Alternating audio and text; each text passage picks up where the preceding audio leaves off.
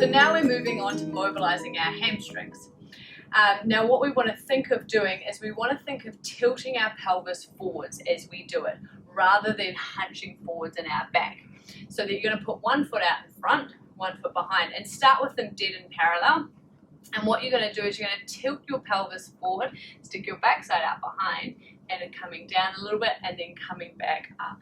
So you're just going gently down until you feel a stretch. It's not about how far you can go down. It doesn't really matter, as long as you go until you feel that little bit of a stretch and then come back up. Then we're going to start to do it in turnout. So when we turn our legs out, we're going to mobilize probably a little bit more through our outer hamstrings. So you turn your front foot out and turn your back foot out. Same thing, you want to think of tilting that pelvis forwards, lengthening long through the back of your neck, flexing your foot up and then back off. And you're going to do about 4 or 5 or till it starts to feel like, oh, that feels really nice. It feels like it's freeing off. Then moving on to your inner hamstrings. So you're going to turn your toe in and we're mobilizing into a slightly different part of our leg now.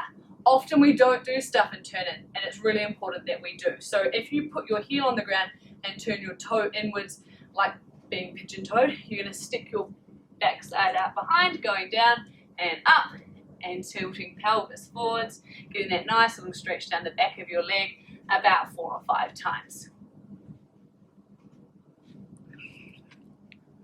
So you might be a person that has a lot of flexibility. You can crank your leg up, you can do big jetés, you've got a lot of mobility. However, this doesn't necessarily mean that this won't be effective for you. This is a nice thing to do before you have to go and perform or have to do class where you have to do those higher level things.